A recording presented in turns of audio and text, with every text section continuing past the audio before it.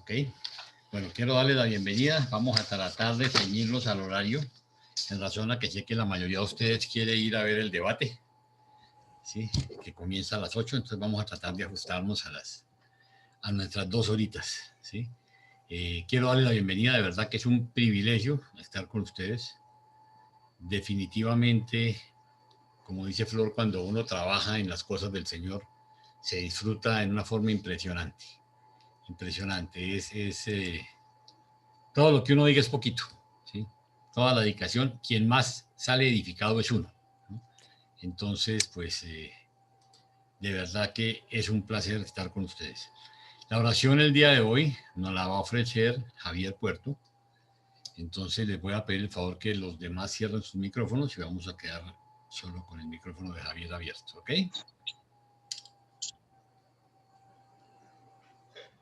Listo. Amado Creador, Padre infinito de amor, desde nuestra inmensa pequeñez, desde este pequeño mundo, nos elevamos ante tu infinita grandeza para alabarte, para glorificarte, para darte gracias por tantas bendiciones, que a pesar de estar aún tan lejos, estás dentro de nosotros, guiándonos, iluminándonos, y nos da la revelación para seguir el camino hacia ti. Señor, hemos elegido y es nuestra voluntad que se haga tu voluntad en nosotros. Imploramos tu luz, tu guía, sabiduría y discernimiento, que el Espíritu de la verdad toque nuestra vida, toque nuestra mente, nuestro entendimiento, para aplicar las enseñanzas de nuestro Padre Creador, Miguel de Nevadón. Te pedimos, Señor, guíanos para que en nosotros apliquemos esta verdad y te hagas visible a los hombres de nuestro tiempo, a través de nuestra vida, de nuestra aplicación. Señor, guíanos para que en todo momento, en toda circunstancia y en todos los seres encontremos lo bueno, encontremos lo bello y encontremos lo verdadero. Amén. Amén. Bien, gracias. Mil gracias, Javier. Bueno, antes de comenzar, quiero contarles que, aunque muy gentilmente, varios de ustedes se ofrecieron a trabajar como facilitadores durante esta clase, tomé la decisión de, inclusive una reunión que tuvimos el sábado, nosotros nos reunimos todos los sábados para ver los temas que tenemos relacionados al curso y otras cositas, al curso, a la página, bueno, y a todas las otras cosas, solicitudes, gente que quiere ingresar. Y la verdad que tomé la decisión, ¿sí?, consultada con mis compañeros de trabajo, de dictarlo solo, ¿sí? Y esto lo quise hacer porque este documento, que si bien es cierto, que se llama En Gilboa y en la Decápolis, o sea, aparentemente habla de una zona geográfica, es un documento sobre la oración, sobre el tema de adoración, y es un documento chinchoso. Entonces yo quiero asumir la responsabilidad de lo que voy a decir, de mi manera de apreciar las enseñanzas y de tratar de transmitirles a ustedes ese sentimiento. Entonces, han pasado cosas interesantísimas. Hace 3 días llegó un mensaje del 1111 que les mandé a ustedes, le pedí el favor a Paulita, yo mandé a un grupo y a Paulita le pedí el favor que mandara, que se llama Un Asunto de Prioridades, que ahora no lo voy a leer, pero sí se lo voy a mandar dentro del material con el PDF. Después, el día de hoy, llegó otro mensaje impresionante, ¿sí?, que se llama La demostración de amor más elocuente, que también se lo voy a compartir a ustedes con el PDF. Y como si fuera poco, don Javier Martínez nos mandó una super película hoy de Andrea Bocelli sobre la oración, que la hubiera querido comenzar esta sesión con esa canción, pero por derechos de autor no lo puedo hacer, pero se la voy a enviar también como material anexo, porque se me hace que es, mejor dicho, creo que más claro no canta un gallo, como decimos aquí, ¿sí? O sea, el Señor nos está mandando información maravillosa en relación a lo que estamos nosotros haciendo y a la clase que vamos a tener. Entonces voy a comenzar por compartir. Les voy a pedir un favor. Como voy a estar yo, digamos, cada dos numerales, voy a parar un momentico para ver si hay inquietudes, si hay comentarios, ¿sí? Y así no lo hacemos tan pesado y no estamos interrumpiendo, sino saben que cada dos numerales estaré dejándole de compartir, ¿ok? Entonces vamos a compartir.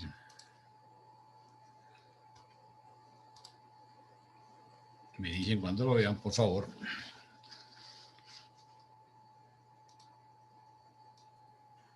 Ya viene.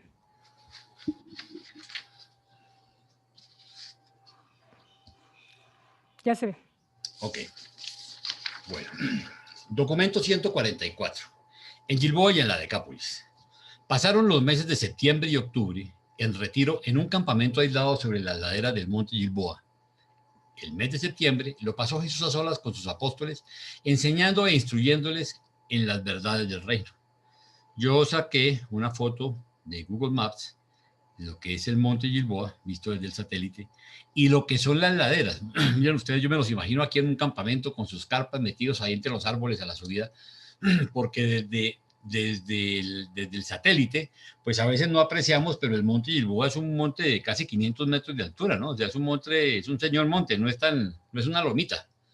Entonces, pues es interesante apreciar y tratar de entender nosotros dónde estaban, cómo estaban ubicados, ¿sí? Porque es interesante para comprender el ambiente que ellos vivían. Decía, había varias razones por las cuales Jesús y sus apóstoles se habían aislado en este periodo en la frontera de Samaria y la Decápolis. Ahora en el mapa vamos a revisar dónde queda ubicada en ese mapa Samaria y la Decápolis, gracias al trabajo de nuestro cartógrafo Carlitos García, que nos ayuda muchísimo con esos mapas. ¿Sí? Los líderes religiosos de Jerusalén eran muy antagonistas. Herodes Antipas aún retenía a Juan en la cárcel, temeroso tanto de ponerlo en libertad como de ajusticiarlo, y al mismo tiempo sospechaba que había una relación entre Juan y Jesús. En estas condiciones no era prudente planear una labor dinámica en Judea o en Galilea. Había una tercera razón, la tensión lentamente en aumento entre los líderes de los discípulos de Juan y los apóstoles de Jesús, que iba empeorando a medida que crecía el número de creyentes. Jesús sabía que el periodo de trabajo preliminar de enseñanza y predicación ya estaba por terminar, que el paso siguiente sería el comienzo del esfuerzo pleno y final de su vida en la tierra, y no quería que el lanzamiento de esta empresa resultara de alguna manera difícil o embarazosa para Juan el Bautista. Jesús, por consiguiente, había decidido pasar cierto tiempo en aislamiento, preparando a sus apóstoles y luego trabajando discretamente en las ciudades de la Decápolis, hasta que Juan fuera ajusticiado o puesto en libertad, para unirse a ellos en un esfuerzo conjunto. Primero, el campamento de Gilboa, el campamento que hicieron ahí en la ladera. A medida que pasaba el tiempo, aumentaba la devoción de los 12 por Jesús y el trabajo del reino. Esta devoción era en gran parte una cuestión de lealtad personal. No comprendían las múltiples facetas de su enseñanza. Tampoco comprendían plenamente la naturaleza de Jesús ni el significado de su autotocamiento en la tierra. Jesús les declaró a sus apóstoles que se habían retirado por tres motivos. Primero, para confirmar su comprensión y fe en el Evangelio del Reino. Segundo, para permitir que se aquietara la oposición contra su obra en Judea y Galilea. Y tercero, para aguardar el destino de Juan el Bautista. Mientras permanecían en Gilboa, Jesús narró a los 12 muchos detalles de sus primeros años de vida y de sus experiencias en el Monte Hermón. También les reveló algo de lo que sucedió en las colinas durante los 40 días inmediatamente después de su bautismo. Al mismo tiempo, les advirtió que nada contaran a nadie sobre estas experiencias hasta que él volviera al Padre. De nuevo, saqué la foto de Google por satélite y miren ustedes, aquí nosotros tenemos lo que es el Mar Muerto, el Mar de Galilea, porque el Mar Muerto es el de abajo, y tenemos el Monte Hermón, miren ustedes dónde quedaba, y miren dónde quedaba en esta casita, queda en Gilboa, la montaña de Gilboa, ¿sí? Entonces es interesante para que nos ubiquemos geográficamente y miren ustedes una foto del Monte Hermón. Ahí sí hay una diferencia porque el Monte Hermón es un monte de 2.814 metros de altura, ¿sí? Es un señor monte. Entonces estamos viendo ya una perspectiva geográfica distinta, y les está contando, ustedes se acuerdan lo que pasó en el Monte Hermón, no solo los paseos que él hacía con su padre, sino también que ahí fue donde él le ganó la batalla a Lucifer, ¿sí? Cuando prácticamente terminó con la rebelión. Bueno, durante estas semanas de septiembre descansaron, conversaron, rememoraron sus experiencias desde que Jesús los había llamado al servicio y se esforzaron sinceramente por coordinar lo que el Maestro les había enseñado hasta ese momento. En cierta medida, todos ellos sentían que sería esta la última oportunidad que tenían de un descanso prolongado. Se daban cuenta que el próximo esfuerzo público en Judea o en Galilea marcaría el comienzo de la proclamación final del reino venidero, pero no tenían una idea fija de cómo sería el reino cuando por fin llegara. Juan y Andrés pensaban que el reino ya había llegado. Pedro y Santiago creían que aún no había llegado. Natanael y Tomás confesaban francamente que estaban perplejos, o sea, no tenían ni idea. ¿Sí? Mateo, Felipe y Simón el Celote estaban indecisos y confusos. Los gemelos no hacían caso alguno de la controversia y Judas Iscariote estaba taciturno y no tomaba partido. Mucha parte de este periodo, Jesús se iba por su cuenta a la montaña cerca del campamento. A veces se llevaba a Pedro, Santiago o Juan, pero más frecuentemente se iba a solas para orar o comulgar. Después del bautismo de Jesús y de los 40 días en las colinas de Perea, ya no se puede decir que estas temporadas de comunión con el Padre fueran periodos de oración. Tampoco se puede hablar de que Jesús se dedicaba a la adoración, pero es totalmente correcto aludir a estas temporadas como de comunión personal con su Padre. Y aquí empezamos con algo que es interesante, por eso he puesto ese asterisco es mío, los asteriscos que van a encontrar son míos, no son del documento, ¿sí? Para llamar la atención sobre algo. Fíjense, aquí nos habla de varios términos, nos habla de orar, de comulgar y de adorar. Entonces vamos a ver qué nos dice una parte que saqué de internet que dice, no es lo mismo tener una comunicación con Dios a una estrecha comunión. Usted puede tener, según su propia opinión, una buena comunicación, pero a lo mejor está muy lejos de compartir una verdadera comunión. Son dos cosas muy diferentes. El término viene del latín comunio, que indica participar en lo común, o unión de dos o más cosas en lo que tienen en común. Comunión con Dios, entonces, es compartir algo que es común a ambos. ¿Y quién está llamado a adaptarse? Y quien está llamado a adaptarse a las características del otro, somos nosotros quienes buscamos a Dios. Lo que debe ser común para usted y para mí son los elementos que caracterizan el proceder de nuestro Creador.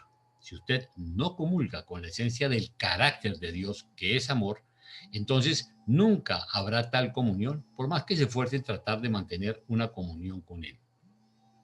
Cuando Dios creó al ser humano, lo diseñó para vivir en comunión con Él. Por ello, puso su propio aliento en el cuerpo del hombre. El tema central de las discusiones a lo largo de este mes de septiembre fue la oración y la adoración. Después de haber hablado de la adoración durante varios días, Jesús finalmente pronunció su memorable discurso sobre la oración en respuesta a la solicitud de Tomás: Maestro, enséñanos a orar. Juan había enseñado a sus discípulos una oración para la salvación en el reino venidero. Aunque Jesús nunca prohibió a sus seguidores que usaran la oración de Juan, los apóstoles percibieron muy pronto que su maestro no aprobaba plenamente de la práctica de pronunciar oraciones establecidas y formales. Sin embargo, los creyentes solicitaban constantemente que se les enseñara a orar. Los 12 anhelaban saber qué tipo de súplica aprobaría Jesús, principalmente debido a esta necesidad de una súplica sencilla para la gente común.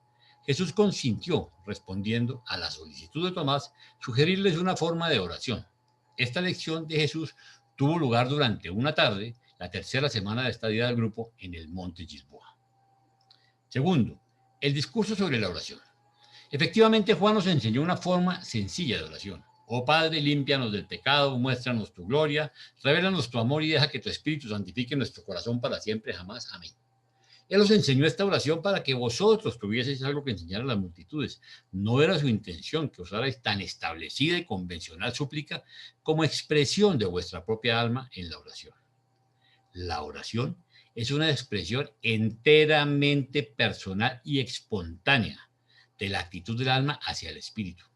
El rezo debe ser la comunión de la filiación y la expresión de la hermandad. La oración dictada por el Espíritu, cuando es personal y espontánea, conduce al progreso espiritual cooperativo. La oración es una forma de comunión espiritual que conduce a la adoración inteligente. La oración verdadera es la actitud sincera en pos de los cielos para alcanzar vuestros ideales.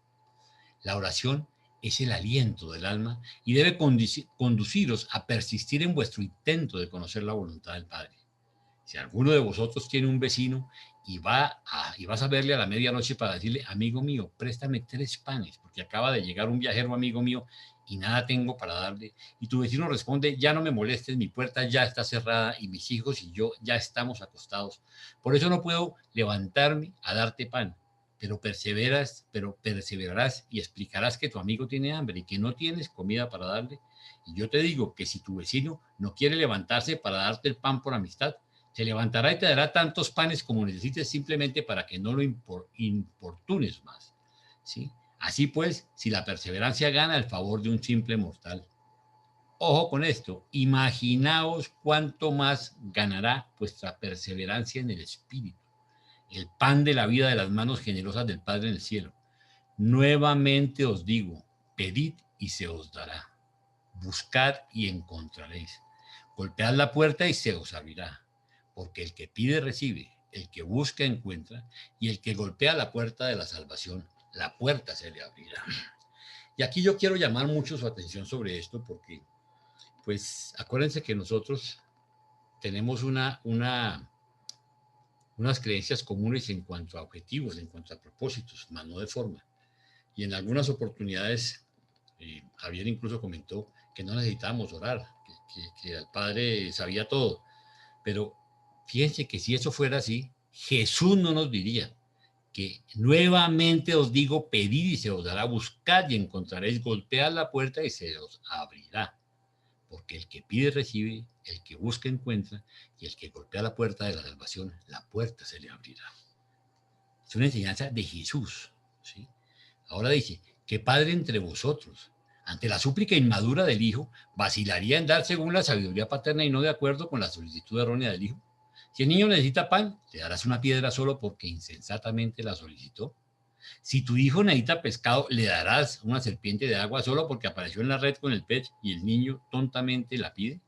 Si vosotros, mortales finitos, sabéis cómo responder a las súplicas y dar a vuestros hijos dones buenos y apropiados, ¿cuánto más dará Espíritu y cuántas bendiciones adicionales dará vuestro Padre Celestial a los que se lo pidan? Los hombres deben siempre orar sin perder nunca la esperanza. Y aquí sí hay una cosa que es muy importante aclarar. No es que necesariamente todo lo que pidamos nos va a ser concedido, pero tenemos que pedir. El Padre se va a dar cuenta qué tan conveniente es para nosotros, qué tan loco es lo que estamos pidiendo, si sí o si no nos lo concede, pero siempre nosotros necesitamos pedir y el Padre nos va a dar producto de nuestra fe y producto de seguir este mandamiento. Pedid y se os dará. Tenemos que pedir y nos va a ser respondida la oración. Dejadme contaros la historia de cierto juez que vivía en una ciudad donde dominaba el mal. Este juez no temía a Dios ni respetaba a los hombres. Habitaba en esa ciudad una viuda menesterosa que fue repetidamente a ver a este juez injusto diciendo, protégeme de mi adversario. Durante cierto tiempo no le prestó él atención, pero finalmente observó para sus adentros, aunque no temo a Dios ni respeto a los hombres, será mejor que reivindique a esta viuda para que deje ya de molestarme con sus continuas súplicas. Os cuento estas historias para alentaros a perseverar en la oración, no para sugerir que vuestras súplicas puedan cambiar al Padre justo y recto en el cielo. Vuestra perseverancia no es para ganar el favor de Dios, sino que cambiará vuestra actitud terrestre y ampliará la capacidad de vuestra alma para recibir el Espíritu. Pero cuando oráis, ejercéis tan poca fe. La fe genuina es capaz de mover montañas de dificultades materiales encontradas en el camino de la expansión del alma y del progreso espiritual. Ok, creo que si hay comentarios es el momento. A ver, Ketty.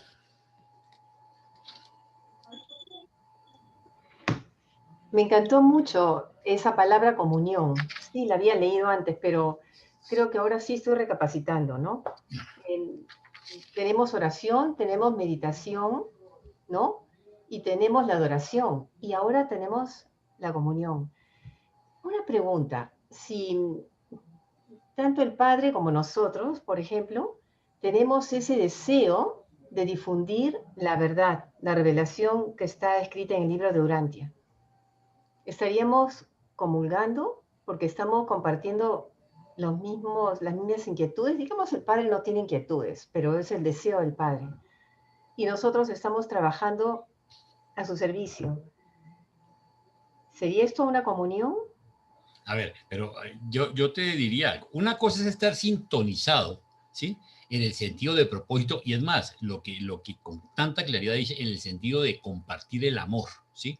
Nosotros de estar orando, de estar meditando, de estar adorando, o sea, dándole gracias al Padre por todas las bendiciones, nos vamos impregnando de su amor y empezamos a transmitir eso, o por lo menos no lo transmitimos, por lo menos a tener el deseo de compartir ese amor del Padre a través de mil formas de hacerlo, ¿sí? Una de esas es el servicio, ¿sí? Entonces, ahí sí tendríamos una comunión en cuanto a propósito. La pregunta es, ¿y en cuanto a acción qué? ¿Realmente estamos haciendo algo? Porque miren, yo durante los años que llevo compartiendo el libro Durante, es más, y teniendo estos cursos y estudiando con muchos, aunque suene redundante, estudiantes, personas que desean conocer las enseñanzas del libro, todos dicen, sí, que qué maravilla, que qué rico, que cómo crecen, pero ¿cuántos de verdad de los que pasan tienen un firme propósito de servir, de compartir? ¿Sí?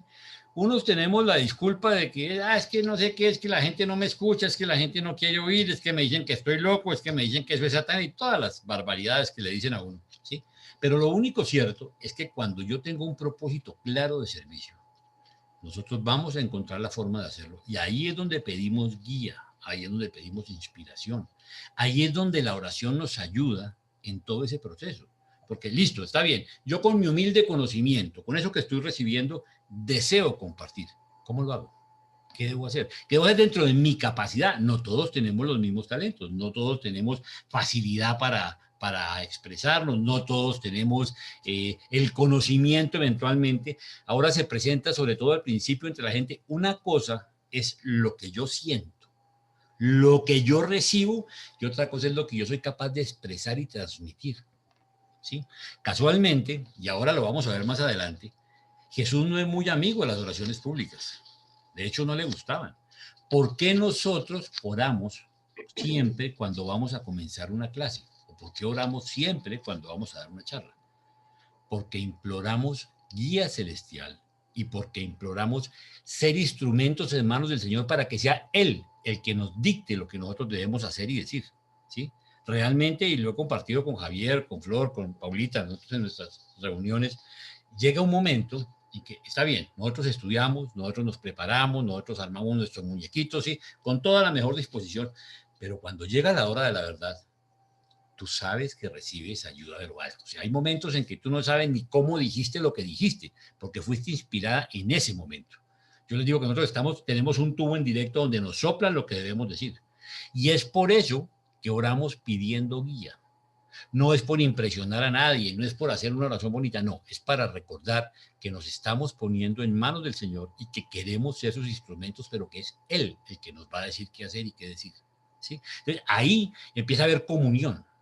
Ahí tenemos un propósito claro, ¿sí? Pero entonces recordemos, una cosa es lo que yo recibo, otra cosa es lo que yo soy capaz de transmitir, otra cosa es lo que yo quiero transmitir, ¿sí? O sea, y aparte mi acción, ¿qué voy a hacer? ¿Cómo comparto yo? ¿Cómo le digo a alguien? Ahora, acuérdense de algo que es muy importante, ¿no? Que dice que nadie es profeta en su tierra. Normalmente, los principales rechazos los tenemos nosotros en nuestra propia familia, ¿sí? No, ya viene otra vez con Durantia, no quiero dejar tierra con ustedes, monotemático, entonces ya llega el momento que es más fácil expresar, compartir por fuera que dentro de la misma familia. Todo eso es muy respetable, pero realmente nosotros estamos con un plan de acción, nosotros estamos implorando guía, nosotros estamos pidiendo, Señor, mire, yo quiero compartir lo que usted me ha dado, pero dígame cómo, ayúdeme a quién, póngame a alguien para echarle el cuento, ¿sí? Entonces, ahí hay comunión. Pero mientras no haya acción y mientras no realmente nosotros estemos enfocados en hacerlo, no pasa nada. Simplemente estamos recibiendo información y nos estamos quedando con ella. No sé si sea claro. Alfonso. Bueno, pues entonces podemos decir que La comunión con Dios, comulgar con Dios, es estar de acuerdo en cuál es su voluntad y tener de manera activa una muestra de que estamos de acuerdo con su voluntad y de que queremos hacerla. Por ejemplo, hay alguien que me ha dicho a mí, ni vengas conmigo porque yo no comulgo con tus ideas. Por lo tanto, ni te voy a ayudar, ni te voy a apoyar, tú ráscate con tus uñas. Así decimos por acá en México, ¿no?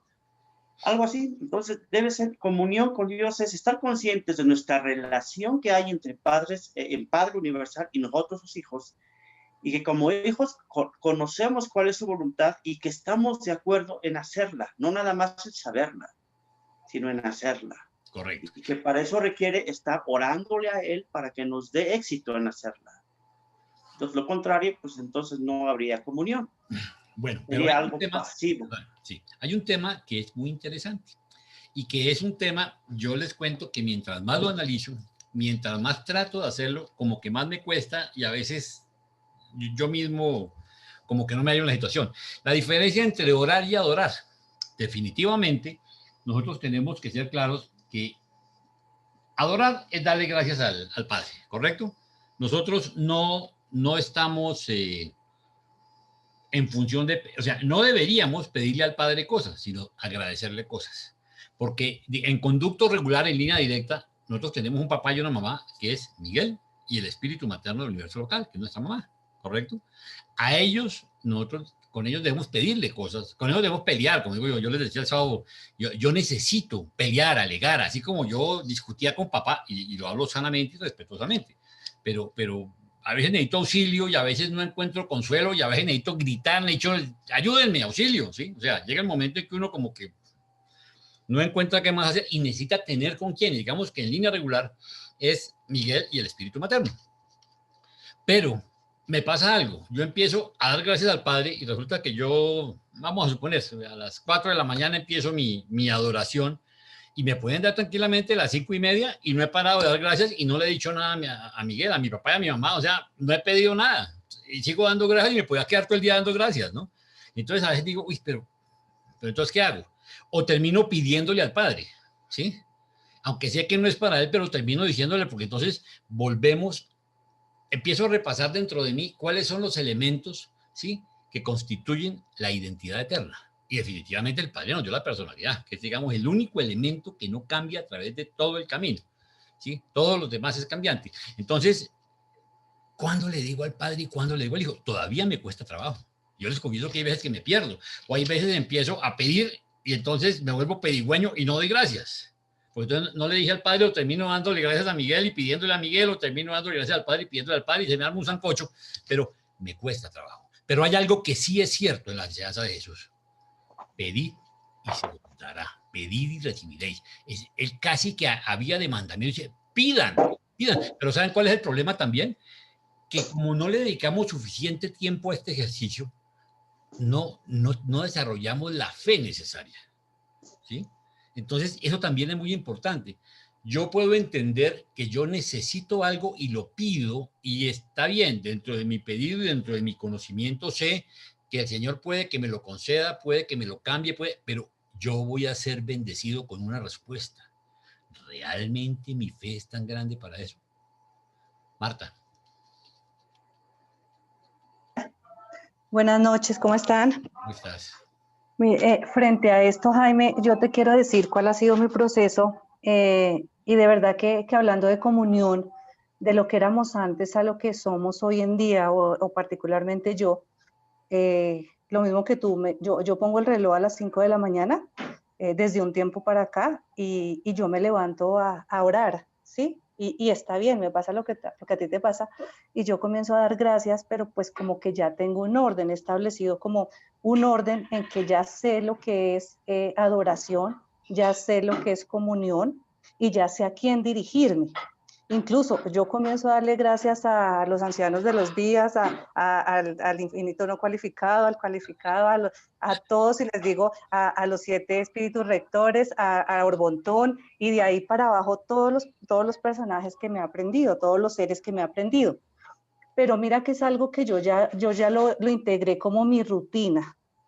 Y es como ese espacio que yo ya tengo en mi vida que le dedico al Señor para darle gracias, para orar también no solamente por mí, sino por toda la gente que está pasando por problemas de salud, de necesidades a nivel mundial, incluso en algunos momentos de meditación en darle luz a la tierra, luz al país, luz a la ciudad. Entonces como que eso ya lo he integrado a mi vida, Jaime, y ese ya es como mi manera de vivir, o sea, ya si no lo hago me hace falta, es como el tiempo que yo ya en mi vida inconscientemente con una solicitud que yo hice al Padre, incluso Jaime, que te digo que el estar yo en este grupo con ustedes fue una petición que yo hice durante mucho tiempo, el verme aquí con ustedes, y se lo pedí a Dios de todo corazón y le digo, quiero hacer tu voluntad, dime qué más hago. Y te lo digo que no tengo un grupo, no tengo muchas personas a quien Todavía. enseñarles todavía, ¿sí? Pero con mi testimonio de vida, Jaime, lo que el Señor ha hecho en mi vida, la gente me cree, la gente me busca, la gente conoce a Dios a través de lo que yo soy en mi vida. Y mira, te puedo decir también, no, mi familia no está acá, pero te la voy a presentar y mis hijos saben de Urantia, mis hijos le oran al espíritu materno creativo, ellos saben del espíritu ajustador que mora en nuestra mente, para qué está, saben la organización del universo.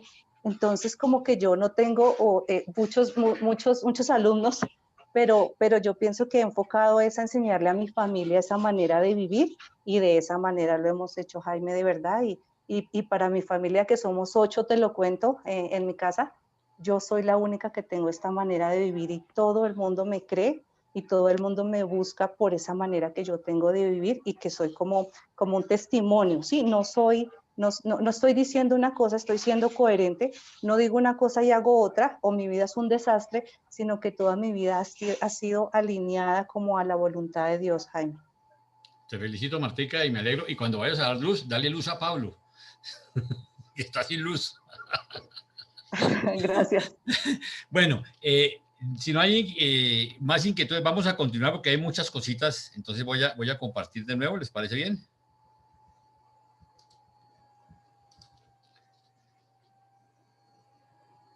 Me dicen cuando vean. Ya se ve. Ok. Tercero, la oración del creyente. Pero los apóstoles aún no estaban satisfechos. Querían que Jesús les diese una oración modelo para que ellos pudieran enseñársela a los nuevos discípulos. Después de escuchar las palabras de Jesús sobre la oración, Santiago Zebedeo dijo: muy bien, maestro, pero no pedimos una fórmula de oración para nosotros, sino más bien para los nuevos creyentes que tan frecuentemente nos imploran. Enséñanos a orar en una forma que sea aceptable al Padre en los cielos. Cuando Santiago terminó de hablar, Jesús dijo: sí, pues, aún deseáis tal oración, os daré la que enseñé a mis hermanos y hermanas en Nazaret, y es el Padre nuestro. Padre nuestro que estás en los cielos, santificado sea tu nombre, venga tu reino, hágase tu voluntad, en la tierra así como se hace en el cielo. Danos hoy nuestro pan para mañana, refresca nuestra alma con el agua de la vida, y perdónanos nuestras deudas, así como también perdonamos a nuestros deudores. Sálvanos de la tentación y líbranos del mal, y haznos cada vez tan perfectos como tú. No es raro que los apóstoles desearan que Jesús les enseñase una oración modelo para los creyentes. Juan el Bautista había enseñado a sus seguidores varias oraciones. Todos los grandes maestros habían formulado oraciones para sus discípulos.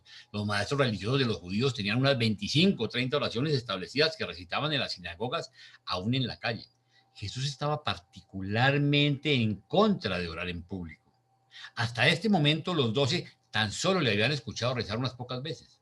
Fíjense por qué dice rezo, ¿no? Porque son los rezos de los hebreos. Tienen sus retaílas ahí, ¿sí? Imagínate, si tenían 25, 30 rezos, ¿sí? Que se lo saben, y con todo respeto. Un ejemplo de eso es, por ejemplo, el rosario. La gente que reza el rosario reza Padres Nuestros, Ave Marías y glorias como loros, y llega un momento que no saben ni qué están diciendo, ¿sí? Eso es un rezo, no es una oración, ¿sí? Entonces, observaban que pasaban noches enteras orando o dedicado a la adoración, y tenían mucha curiosidad por saber la manera o forma de sus oraciones.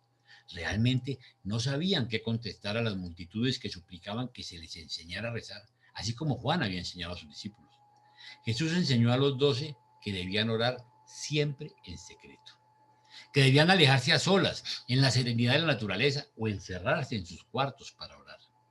Después de la muerte de Jesús y de su ascensión al Padre, muchos creyentes optaron por agregar al final de esta oración, así llamada Padre Nuestro, estas palabras: en el nombre del Señor Jesucristo. Más tarde, se perdieron 2 líneas al copiarse la oración y fue agregada una cláusula adicional como sigue: porque tuyo es el reino, el poder y la gloria por siempre y jamás. Jesús dio esta oración a los apóstoles en su forma colectiva, tal como se la rezaba en la casa de Nazaret. No enseñó nunca una oración personal formal, sino tan solo súplicas para grupos, familias o reuniones sociales.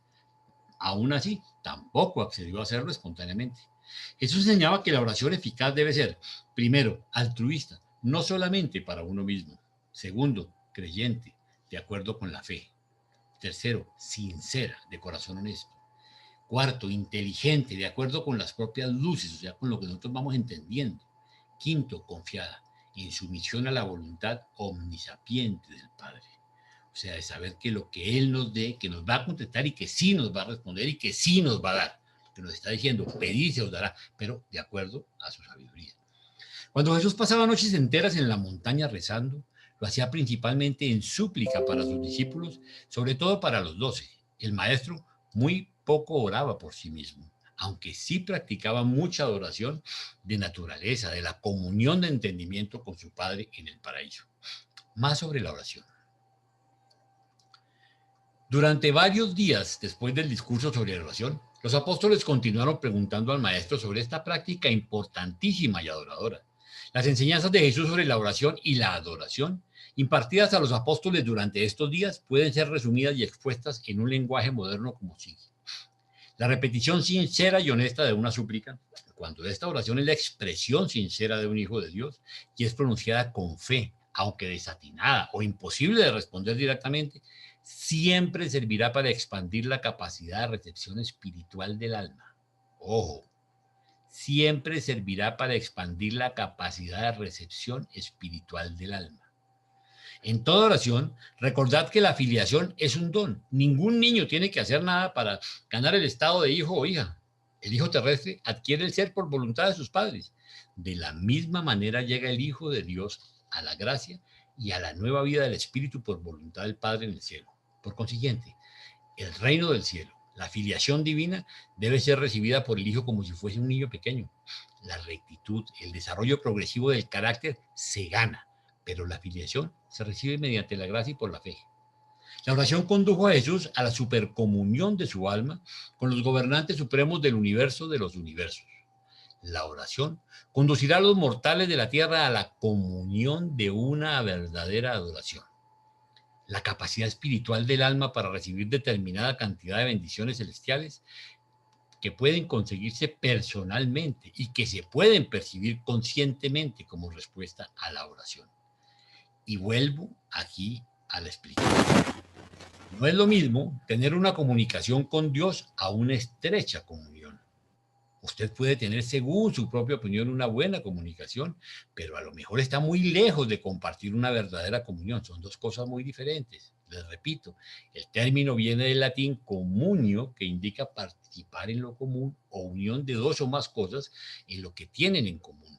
Comunión con Dios, entonces, es compartir algo que es común a ambos. Y quien está llamado a adaptarse a las características del otro somos nosotros quienes buscamos a Dios. Lo que debe ser común para usted y para mí son los elementos que caracterizan el proceder de nuestro Creador. Si usted no comulga con la esencia del carácter de Dios, que es el amor, entonces nunca habrá tal comunión, por más que se esfuerce en tratar de mantener una comunicación con Él. Cuando Dios creó al ser humano, lo diseñó para vivir en comunión con Él, y por ello puso su propio aliento en el cuerpo del hombre.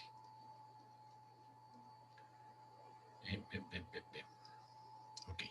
La oración y la adoración, con que ésta se vincula, es una técnica para apartarse de la rutina diaria de la vida, del agobio y la monotonía de la existencia material. Es un camino para acercarse a la autorrealización, a la individualidad espiritualizada que constituyen un logro intelectual y religioso. La oración, ojo, es el antídoto contra la introspección nociva. Ustedes se acuerdan que cuando uno le enseñaban del famoso propósito de enmienda y contrición de corazón, ¿sí? Cuando uno iba a los retiros espirituales, los que pues, nacimos o fuimos formados en la fe católica, parte era la reflexión, ¿no? esa introspección. Y mire lo que dice aquí, la oración es el antídoto contra la introspección nociva. Por lo menos el rezo, así como el maestro lo enseñó, es tal ministerio beneficioso para el alma. Jesús siempre usó la influencia benéfica de la oración para sus semejantes. El maestro generalmente rezaba en plural, no en singular. Solo en las grandes crisis de su vida terrestre rezó Jesús para sí mismo.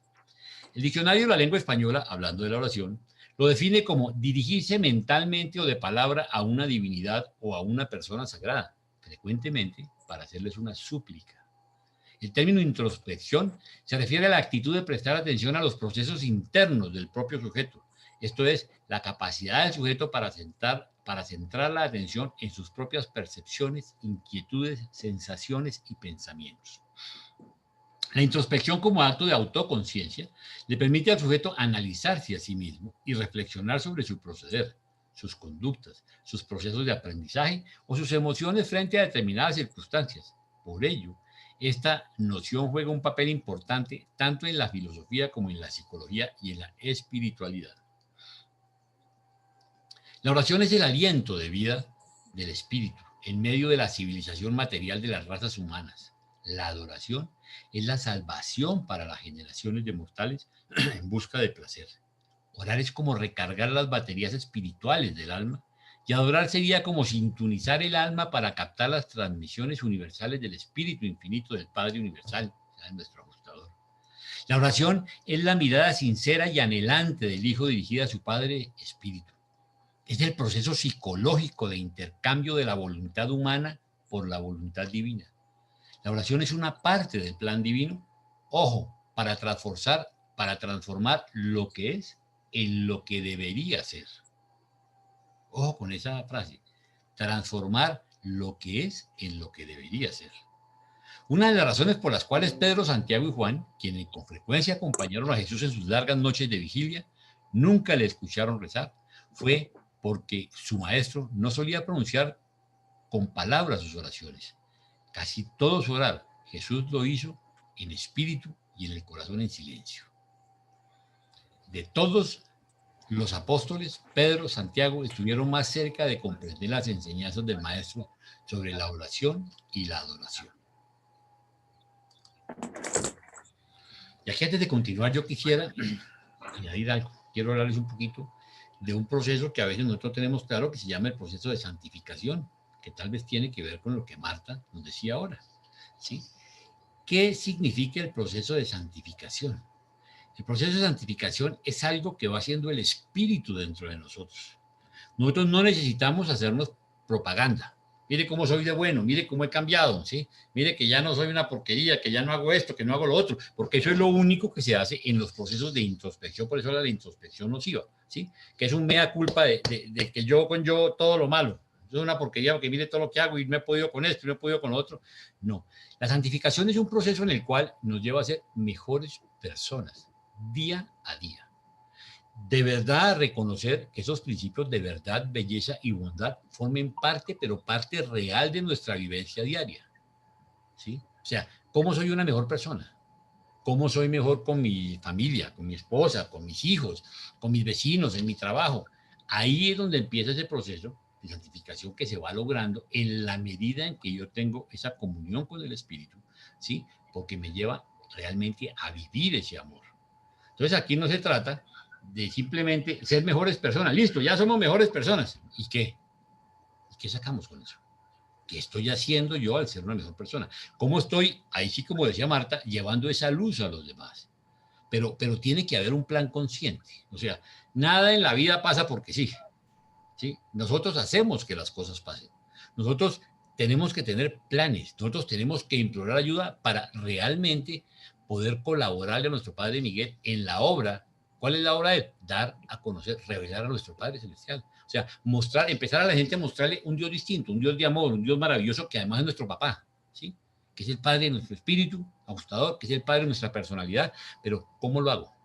Ahí es donde necesitamos pedir la guía. Y ahí recordemos que todos los dones mentales tienen un canal, que es Espíritu Infinito, Espíritu Materno a nuestra mente. Por ese canal, ¿sí? Entonces, ahí es donde necesitamos la guía. Comentarios.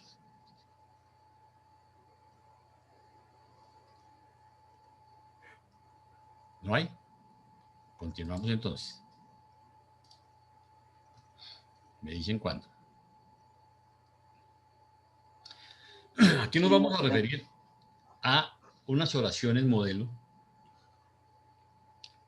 Son 6 oraciones que nos comparten de otros planetas. Entonces dice otras formas de oración. De vez en cuando el resto de su estadía en la Tierra, de vez en cuando durante el resto de su estadía en la Tierra, Jesús trajo al conocimiento de los apóstoles varias otras formas de oración, pero lo hizo tan solo para ilustrar otros asuntos, recomendándoles que no enseñaran estas oraciones en forma de parábolas a las multitudes. Muchas de ellas provenían de otros planetas habitados, pero Jesús nos reveló este hecho a los 12. Entre estas oraciones estaban las siguientes. O sea, este amarillito aquí quiere decir que todos es la misma oración. ¿Qué decían? Padre nuestro, en quien radican los reinos del universo, alabado sea tu nombre y glorificado tu carácter, tu presencia nos abarca y tu gloria se manifiesta imperfectamente en nosotros, así como es perfecta en lo alto. Danos hoy las fuerzas vitalizadoras de la luz y no nos dejes cerrar por los perversos caminos de nuestra imaginación, porque tuya es la morada gloriosa, el poder perdurable para nosotros, el don eterno del amor infinito de tu Hijo, aún así eternamente verdadero. Esa a mí me hace como fría, no me dice mayor cosa. Otra. Padre, uy, ¿qué pasó? Perdónenme un momentico que aquí pasó algo, se me metió algo. Vuelvo a compartir.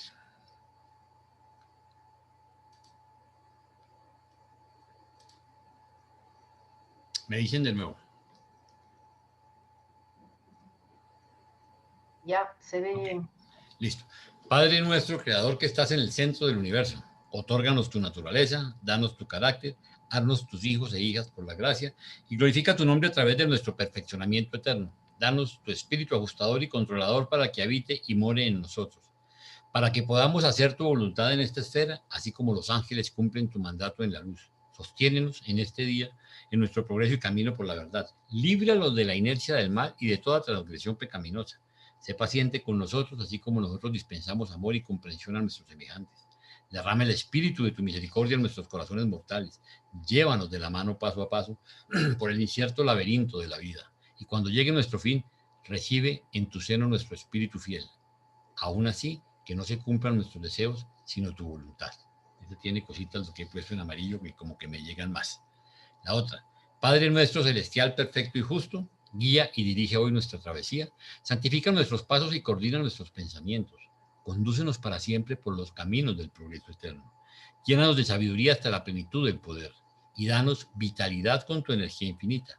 Inspíranos con la conciencia divina de la presencia y guía de las huestes seráficas. Condúcenos por siempre en nuestro ascenso por el camino de la luz. Reivindícanos plenamente en el día del gran juicio. Haznos como tú en gloria eterna y recíbenos en tu servicio eterno en lo alto. Otra. Padre nuestro que eres en el misterio, revélanos tu santo carácter. Hay que hoy tus hijos en la tierra vean el camino, la luz y la verdad. Muéstranos el camino del progreso eterno y danos la voluntad para marchar en él.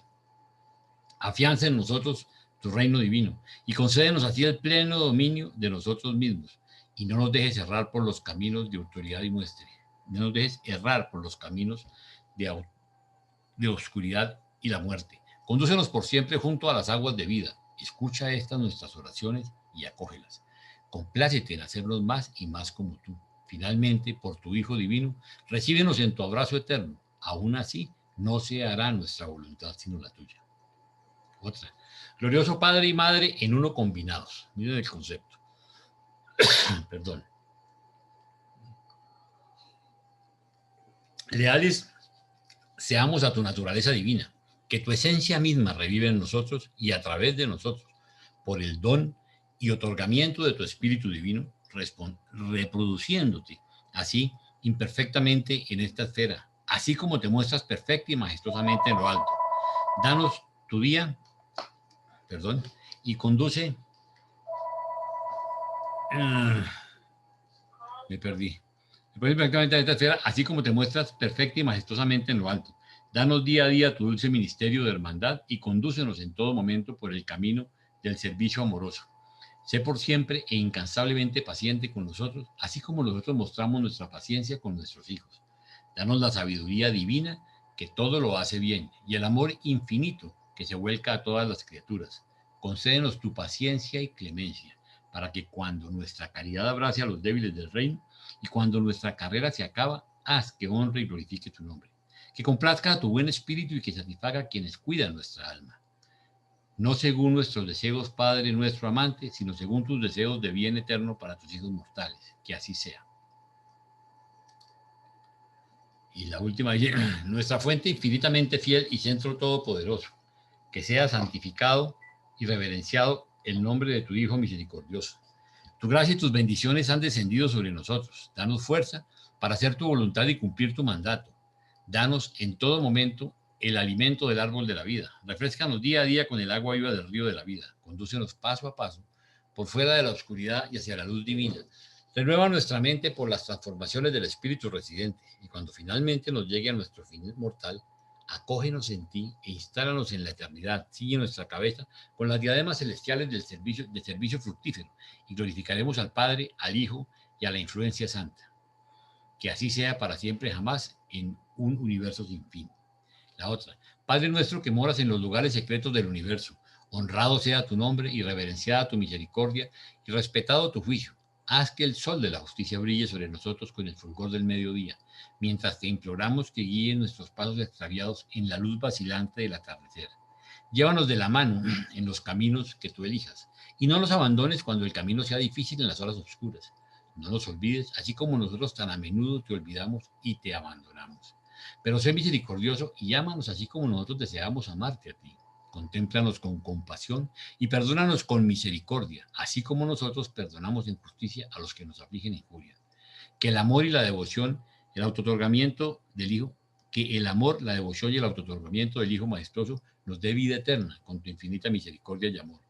Que el Dios de los universos nos dispense la plena medida de su espíritu. Danos la gracia de someternos a la dirección de este espíritu por el ministerio amoroso de las delicadas huestes seráficas, que nos conduzca y guíe el Hijo hasta el fin de la era. Haznos por siempre y cada vez más como tú, y cuando lleguemos al fin, recíbenos en el eterno abrazo del paraíso. Que así sea, en el nombre del Hijo autootorgador y para honor y gloria del Padre Supremo.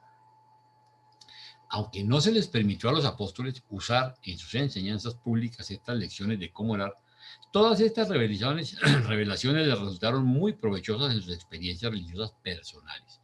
Jesús utilizó estos y otros modelos de oración como ilustraciones para la instrucción exclusiva de los 12, y se nos otorgó un permiso especial para transcribir estos 7 modelos de oración en esta narración. Sin embargo, con todo respeto, yo cuando las leo, son extrañas para mí, son ajenas para mí, ya no me llegan al alma, porque es que recordemos que la oración tiene que ser algo que me nazca a mí en una situación, debido a una vivencia, debido a un acercamiento y debido a mi sentimiento de quién es mi Padre y a quién me dirijo, sea para adorar, sea para orar, sea para lo que ustedes quieran, pero es algo, por eso es tan importante que haya esa intimidad, esa cercanía en el modelo de oración, y por eso dice la definición que es algo que sale personal, del corazón, ¿sí? Más que formas, y formas muy bonitas, por ejemplo, como el Padre Nuestro. En mi Padre Nuestro tal vez es las únicas oraciones en formato que me llegan al alma, pero aún así no me siento que sea mía, ¿sí? Aunque la admiro, la respeto y sé que fue la que Jesús le enseñó a sus hermanitos. Bueno, la conferencia con los apóstoles de Juan. Alrededor del 1 de octubre, Felipe y algunos de los otros apóstoles estaban en una aldea cercana comprando alimentos cuando se encontraron con algunos de los apóstoles de Juan el Bautista. Como resultado de este encuentro casual en el mercado, se reunieron por 3 semanas en el campamento de Gilboa, los apóstoles de Jesús y los de Juan, porque éste recientemente había nombrado a 12 de sus líderes como apóstoles, siguiendo el ejemplo de Jesús. Juan había hecho esto por sugerencia de Abner, jefe de sus leales seguidores. Jesús estuvo presente en el campamento de Gilboa durante la primera semana de esta reunión, pero se ausentó durante las 2 últimas. A principios de la segunda semana de este mes, Abner había reunido a todos sus asociados en este campamento de Gilboa y estaba preparado para iniciar el diálogo con los apóstoles de Jesús. Durante 3 semanas, estos 24 hombres se reunieron 3 veces por día y 6 días por semana.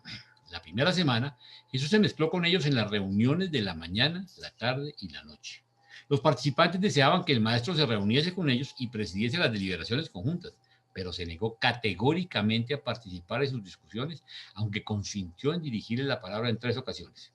Estos discursos de Jesús a los 24 trataron de la compasión, la cooperación y la tolerancia. Ojo con los temas: compasión, cooperación y tolerancia. Andrés y Abner presidieron alternativamente estas reuniones conjuntas de los 2 grupos apostólicos. Estos hombres tenían muchas dificultades que discutir y numerosos problemas que resolver. Una y otra vez llevaron sus problemas a Jesús, pero este se limitaba a decir: tan solo me preocupan vuestros problemas personales y puramente religiosos. Yo soy el representante del Padre ante el individuo, no ante el grupo. Ojo con eso. Yo soy el representante del Padre ante el individuo, no ante el grupo. Si tenéis dificultades personales en vuestras relaciones con Dios, venid a mí y os escucharé y os aconsejaré para la solución de vuestro problema. Pero si os ocupáis de coordinar las divergentes interpretaciones humanas acerca de cuestiones religiosas, así como de socializar la religión, estáis destinados a solucionar tales problemas por vuestras propias decisiones. Ojo con eso. No obstante, contad con mi comprensión e interés cuando lleguéis a una conclusión sobre los asuntos sin importancia espiritual. Os prometo por adelantado, siempre y cuando estéis todos de acuerdo, mi aprobación plena y mi cooperación sincera. Ahora bien, para no estorbar vuestras deliberaciones, os dejaré por 2 semanas. No os preocupéis por mí, porque yo regresaré a vosotros. Estaré ocupado en los asuntos de mi Padre, puesto que tenemos otros reinos, además de este. Después de hablar así, Jesús descendió por la montaña y no le volvieron a ver por 2 semanas enteras, y nunca supieron dónde había ido ni qué había hecho durante esos días. Desconcertados por la ausencia del maestro, los 24 tardaron un tiempo hasta reanudar la seria consideración de sus problemas. Al cabo de 1 semana, estaban, sin embargo, nuevamente sumergidos en sus discusiones y no podían recurrir a Jesús para que los ayudara. El primer tema sobre el cual el grupo llegó a un acuerdo fue en adoptar la oración que Jesús les había enseñado recientemente. Se aceptó por unanimidad que sería esta oración la oración que enseñarían ambos grupos de apóstoles a los creyentes. En segundo término, se decidió que mientras Juan viviera en la cárcel o fuera de la cárcel, ambos grupos de 12 apóstoles continuarían con su obra y que se celebrarían reuniones conjuntas de 1 semana de duración cada 3 meses en sitios por determinarse. Pero el más grave de todos los problemas era la cuestión del bautismo. Sus dificultades eran tanto más serias porque Jesús se había negado a pronunciarse sobre el tema. Finalmente se pusieron de acuerdo. Mientras viviera Juan, o hasta el momento en que modificaran todos ellos en conjunto esta decisión, solo los apóstoles de Juan bautizarían a los creyentes. Solo los apóstoles de Jesús instruirían a los nuevos discípulos.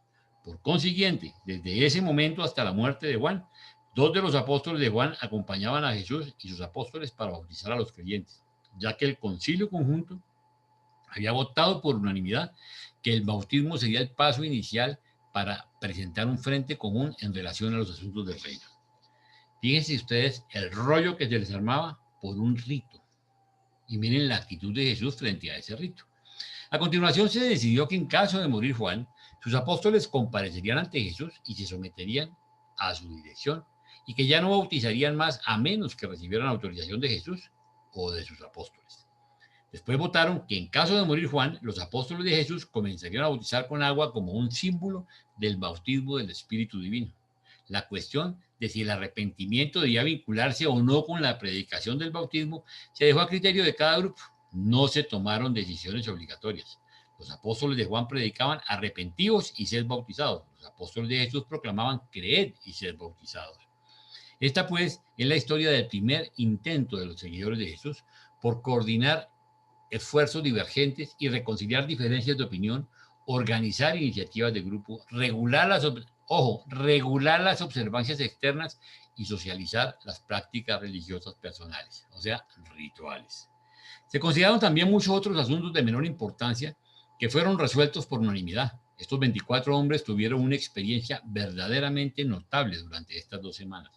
Al verse obligados a enfrentar problemas y resolver dificultades sin Jesús, aprendieron a disentir, debatir, disputar, orar y transigir, y a ser capaces de comprender el punto de vista ajeno y a mantener por lo menos cierto grado de tolerancia por sus opiniones honestas.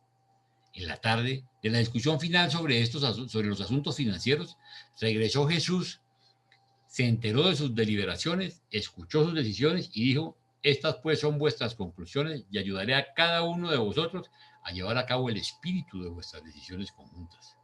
2 meses y medio después de esto, Juan fue ejecutado. Y durante todo este periodo los apóstoles de Juan permanecieron con Jesús y los 12. Todos ellos trabajaron juntos, bautizaron a los creyentes durante esta temporada de obras en las ciudades de la Decápolis. El campamento de Gilboa se levantó el 2 de noviembre del año 27 después de Jesucristo. Y aquí quiero, antes de entrar voy a dejar de compartir, antes de entrar con el mapa, quiero contarles algo. Yo imprimo mi mapa, ¿sí? Imprimo mi mapa y normalmente lo tengo a mano y es más, te lo sugiero que hagan lo mismo, ¿sí? Al estudiar la lección, porque como el mapa, aunque lo puse en 2 partes, ¿sí? Dentro de la lección, es muy interesante. Por ejemplo, cuando se analiza que el monte Gilboa queda aquí, ¿sí? Queda aquí y aquí está el río Jordán. Y ustedes tenían que a la parte izquierda, ¿sí? Estaba Samaria y a la parte derecha estaba la Decápolis. Entonces, solo con el río, ellos podían pasar para un lado o para el otro. Y cuando se iban hacia el norte, estaban en Galilea, y cuando se iban hacia el sur, estaban en Judea. Entonces, fíjense ustedes, ahí se va ubicando uno geográficamente, pero tienen los montes, tienen las ciudades y van pudiendo analizar. Y aparte de los rayos, ¿no? Cada vez, porque las lecciones son distintas, las cosas que va resaltando, entonces voy poniendo cuáles eran las ciudades, qué pasaba, y ayuda a uno a que se enriquezca mucho la lección y que entendamos la ubicación geográfica y política de lo que estaba pasando. ¿Sí? Esto es muy importante para poder comprender y discernir todo lo que estaba pasando y las distancias. Ahora les voy a hacer un par de comentarios. No sé si quieran comentar algo más o continuamos. Ok, continuamos. Entonces vamos a nuestro mapa.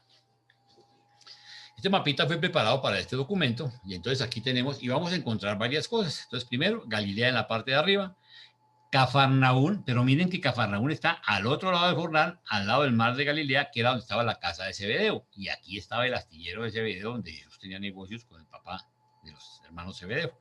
Miren ustedes, que les he puesto, Carlitos nos puso, pasaron los meses de septiembre y de octubre en retiro en el campamento, aislados sobre las laderas del monte Gilboa. Entonces ya vimos el mapa, aquí vemos el monte donde quedaba, ¿sí? También el sitio donde estaba. Vemos las ciudades que puse en azul fueron ciudades griegas donde ellos predicaron, ¿sí? Antes de fines de diciembre se trasladaron cerca del Jordán a la altura de Peya. Entonces aquí era donde tenían el campamento, se pasaron para este lado, pero sin embargo, fíjense que pasaban a Esitópolis, Gadara, Ávila y Gerasa, ¿sí? Aquí en Sebasté está el lugar de sepultura de Juan el Bautista.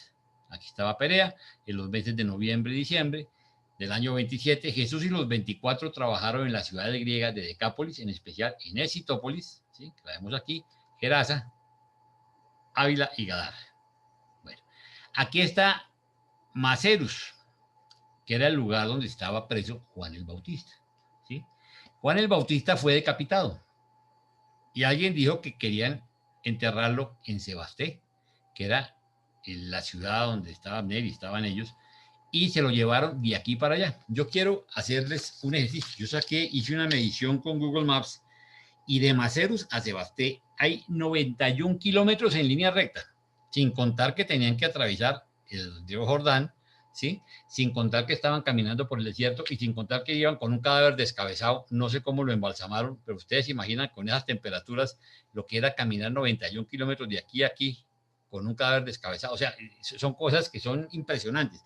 Pero más aún, cuando yo me siento a ver lo que son de Macerus a Cafarnaún, hay 146 kilómetros en línea recta. También solo medidos con regla. Imagínense ustedes lo que significaban esas caminadas y era la diferencia entre predicar, entre si iban a Galilea o se quedaban en Judea. Miren ustedes, si predicaban en Samaria o predicaban en la Decápolis, lo que eran las distancias, lo que implicaba atravesar el río. O sea, toda esa parte logística, estos mapas, con que nos ayuda Carlitos, nos enriquecen la lección en una forma impresionante. Entonces, continuamos. A través de los meses de noviembre y diciembre, Jesús y los 24 trabajaron tranquilamente en las ciudades griegas de la Decápolis, en especial Esitópolis, Gerasa, Ávila y Gadara. Este fue en realidad el final del periodo preliminar en que se hicieron cargo del trabajo y la organización de Juan. La religión de una nueva revelación al socializarse siempre ha de pagar el precio de un compromiso con las formas y usos ya establecidos de la religión precedente a la cual procura salvar. El bautismo fue el precio que pagaron los seguidores de Jesús para llevar consigo, como grupo religioso socializado, a los seguidores de Juan el Bautista. Los seguidores de Juan, al unirse con los seguidores de Jesús, renunciaron casi a todo, excepto el bautismo con agua. O sea, era un rito que mantuvieron, a Jesús no era relevante, pero sí, era parte de eso. Por eso dice que fue el precio que pagaron para llevar consigo el grupo religioso socializado.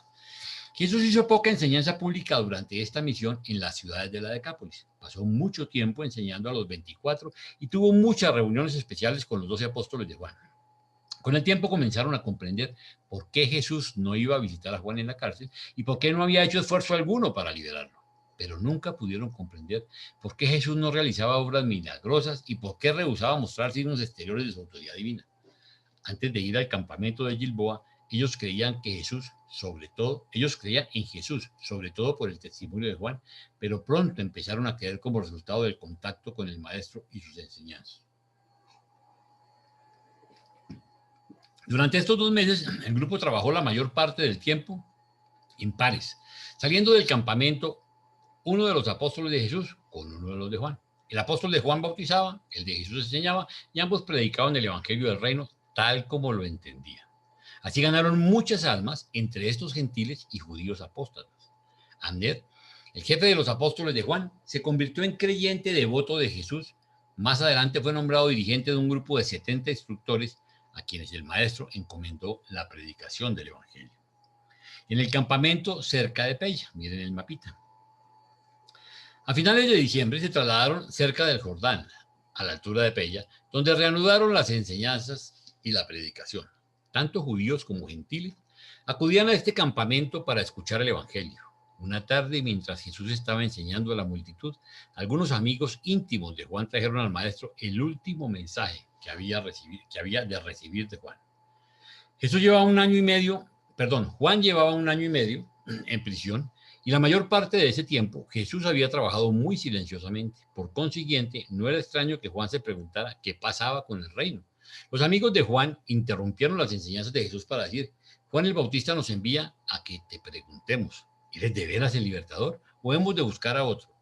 Jesús hizo una pausa para decir a los amigos de Juan: volved y decid a Juan que él no ha sido olvidado. Decidle lo que habéis visto y oído, que se predican buenas nuevas a los pobres. Tras hablar con los mensajeros de Juan, Jesús se volvió nuevamente hacia la multitud y dijo: no penséis que Juan duda acerca del evangelio del reino. Pregunte tan solo para reconfortar a sus discípulos, que son también mis discípulos. No es que Juan sea débil. Dejadme preguntaros a vosotros que habéis escuchado a Juan predicar antes de que Herodes lo encarcelara, que contemplasteis en Juan una rama sacudida por el viento, un hombre caprichoso en vestimenta suave. En general, quienes viven con ricas vestiduras y entre lujos están en las cortes de los reyes y en las mansiones de los ricos. ¿Pero qué visteis cuando contemplabais a Juan, un profeta? Si yo os digo, y mucho más que un profeta. De Juan estaba escrito: he aquí, yo envío a mi mensajero y él preparará el camino delante de ti. De cierto os digo que entre los nacidos de mujer no hay nadie más grande que Juan el Bautista. Sin embargo, el más insignificante en el reino del cielo es más grande porque ha nacido del Espíritu y sabe que se ha convertido en hijo de Dios. Muchos de los que escucharon a Jesús ese día se sometieron al bautismo de Juan, declarando de este modo públicamente la entrada al reino. Y los apóstoles de Juan permanecieron firmes, unidos a Jesús desde ese día en adelante. Este acontecimiento marcó la verdadera unión de los seguidores de Juan y de Jesús. Después de que los mensajeros hubieron conversado con Abner, partieron hacia Maceros para relatar todo esto a Juan. Las palabras de Jesús y el mensaje de Abner lo reconfortaron y fortalecieron su fe. Esa tarde Jesús continuó enseñando: ¿con quién pues comparar esta generación? Muchos de entre vosotros no queréis recibir el mensaje de Juan ni mis enseñanzas. Sois como chiquillos que juegan en la plaza y se gritan unos a otros diciendo: os hemos tocado la flauta y no habéis bailado, hemos gemido y no habéis llorado. Así pues sois algunos entre vosotros. Vino Juan, que no comía ni bebía, y ellos dijeron que tenía al demonio. Vino el Hijo del Hombre, que come y bebe, y esta misma gente dice: he aquí a un comilón y un bebedor de vino, amigo de publicanos y pecadores. En verdad, la sabiduría la justifican sus hijos. Parecería que el Padre en el cielo hubiese ocultado de los sabios y los orgullosos algunas de estas verdades, revelándoselas en cambio a los chiquillos. Pero el Padre hace todas las cosas bien. El Padre se revela al universo con métodos de su propia elección. Venid pues todos vosotros que laboráis y lleváis pesadas cargas, y encontraréis descanso para vuestras almas. Aceptad el yugo divino y experimentaréis la paz de Dios, que está más allá de toda comprensión. La muerte de Juan el Bautista. Juan el Bautista fue ajusticiado por orden de Herodes Antipas la noche del 10 de enero del año 28 después de Jesucristo. Al día siguiente, algunos discípulos de Juan, que habían ido a Macerus, oyeron de su ejecución y yendo ante Herodes, pidieron que les fuera entregado su cuerpo, que colocaron en una tumba, dándole más tarde sepultura en Sebasté, lo que les decía, de donde era Abner. Al día siguiente, el 12 de enero, partieron hacia el norte al campamento de los apóstoles de Juan y Jesús cerca de Pella, e informaron a Jesús de la muerte de Juan. Tras escuchar todo esto, despidió a la multitud llamando a los 24 y les dijo: Juan ha muerto, Herodes lo ha hecho decapitar. Esta noche reuníos en concilio y arreglad vuestros asuntos como corresponde. Ya no habrá más postergaciones. Ha llegado la hora de proclamar el reino abiertamente y con poder. Mañana marchamos a Galilea. Por consiguiente, temprano, en la mañana del 13 de enero del año 28 después de Jesucristo, Jesús y los apóstoles, acompañados por unos 25 discípulos, se dirigieron a Cafarnaúm y se alojaron esa noche en la casa de Zebedeo. Al pobre Zebedeo le llegaron 24 a dormir, imagínense. Sí. Entonces, miren ustedes dónde estaba. Estaban en Pella, que estaba el campamento, y se fueron a Cafarnaúm. Y les repito lo que era el lugar donde estaba la prisión donde mataron a Juan y a donde lo llevaron a enterrarse. Realmente yo no me canso de pensar, y vinieron a predicar a Galilea, ¿sí? Yo no me canso de admirar esta gente cómo se recorría el mundo a pie. Es una cosa de locos, ¿sí? Y sobre todo en esas condiciones, en esos terrenos llenos de piedras, de arena, de todo, ¿no? Donde yo creo que no debían tener plantas de los pies, sino cascos, porque eso debía ser unos callos infames para andar por esas laderas y por esas montañas a punta de sandalias. Sandalias es como aquí le decimos nosotros a los campesinos, alpargatas, o sea, una suela muy rústica y el resto es con la pata pelada. Sí. Entonces era unos esfuerzos impresionantes. Bueno, mis queridos amigos, comentarios.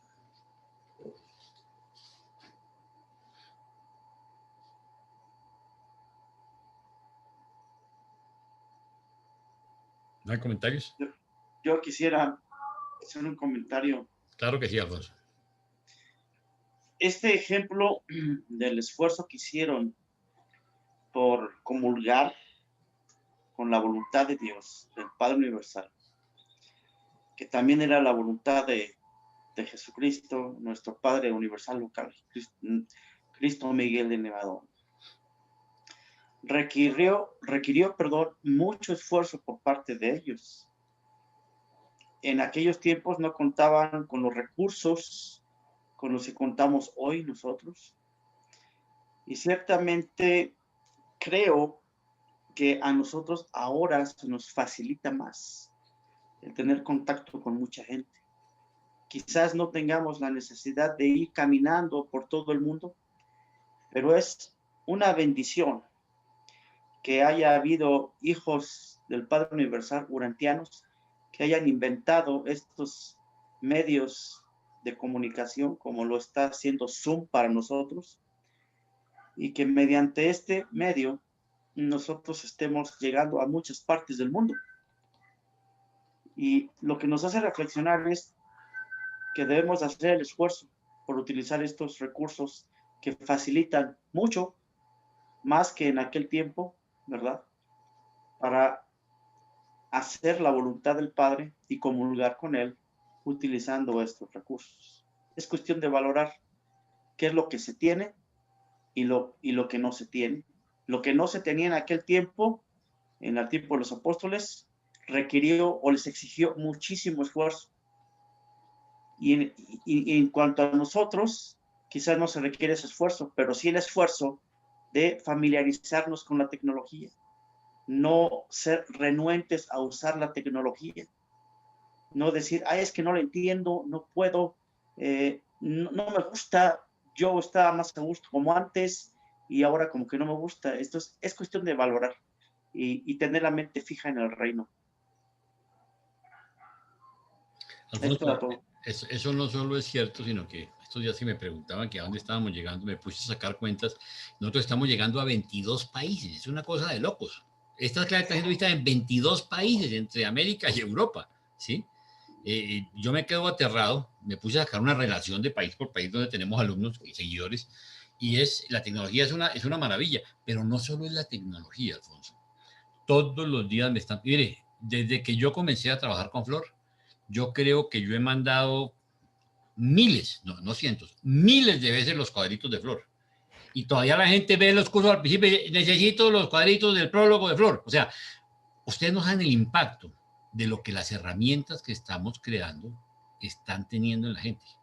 Los cuadritos, los resúmenes, las opiniones, las charlas, la charla de Javier, la charla de Flor. Los mensajes hoy se están transmitiendo en las clases y todo, y los materiales por Radio Urantia. O sea, está llegando, hay gente que está trabajando en muchos frentes y se está llegando en una forma impresionante. Entonces, son herramientas, pero volvemos a lo mismo. ¿Dónde está la decisión de compartir lo recibido? Y de pedir guía para cualquiera que sea el método, porque definitivamente cada cual tiene su manera de matar pulgas, como decimos acá, ¿sí? Entonces, sí, entonces yo definitivamente voy a elegir, voy a mandar. Esta semana le mandé a Javier Puerto, que me había pedido el favor de unos materiales para mandar por mail, y le mandé las 10 películas de David Cantor, películas que son impresionantes, películas de no más de un minuto, que se pueden pegar en un mail y llegan y crean la inquietud. La persona que vea esa película va a picar el bicho y van a querer saber más y van a empezar a pedir. Eso es como las cometas, ¿no? Piden cuerda. Entonces, es el detallito, es el hecho de a cuántas personas yo podría mandarles un correo electrónico con un video de David, pero hay que hacerlo. Hay que hacerlo, tengo que sacar un directorio y decir, la voy a mandar a 100, a 500, a lo que sea, a 10. Pero saber que si les gustó el video, ¿qué les mando después? Les voy a mandar el cuadrito del universo maestro. Les voy a mandar el cuadrito del superuniverso. Les voy a invitar a que vean este video.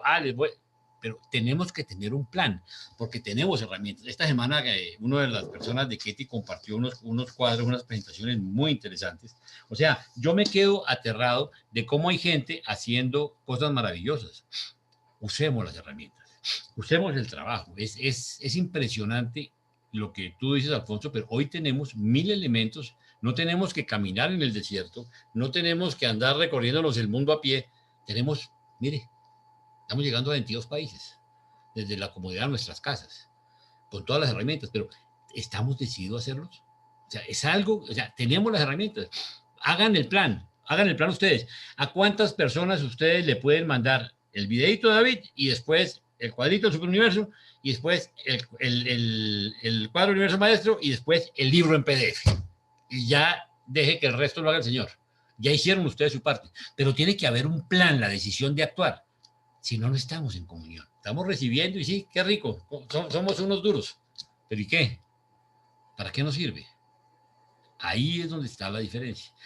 Y amigos, mire, de corazón, oren, griten, de hecho, den gracias, adoren, mediten, hagan todo lo que quieran, pero pidan. Jesús nos dijo, pedid y se os dará. Oremos, no perdamos de vista eso. Pidamos. Nosotros vamos a recibir la guía, nosotros vamos a recibir la ayuda, ¿sí? Yo de corazón les pido que tengan planes concretos, que nosotros realmente nuestras oraciones se vuelvan vivas y que salgan del alma, que sea algo que realmente, que haya comunicación, que pasen del techo, ¿sí? En la noche del sábado, Javier traía el recuerdo de algunos escritos de San Juan de la Cruz, y me acuerdo mucho que hay una parte que se llama La Noche Oscura del Alma, que dice que es cuando las oraciones no pasan del techo. O sea, cuando realmente yo no estoy conectado, ¿sí? Cuando realmente, miren las oraciones estas, pues interesantes, las de otros planetas, pero eso a mí no me dice nada, ¿sí? Esas no pasan del techo, es que no son mías. A mí no me significan nada, no es una expresión de mi alma, de mi corazón, de mi sentimiento, de mi amor por mi papá, ¿sí? Entonces, eso es lo que queremos en la oración, pero pidamos, por favor. Jesús nos dijo, pedid y se os dará. Tengamos fe en que así va a ser. Mis queridos amigos, si no es más, ha terminado esta lección. Les agradezco muchísimo su tiempo y su compañía, ¿sí? Como siempre, esta noche les estaremos enviando la grabación y les voy a mandar los 2 artículos del 11-11 y les voy a mandar esa canción tan linda que nos mandó Andrea Bocelli y Javier, que como Bien. repito, por efecto de derechos de autor, no la quise compartir, porque si no, me demoro yo en montarla, que está YouTube mandándome decir que estoy cometiendo transgresión y tenemos que cuidar nuestro canal.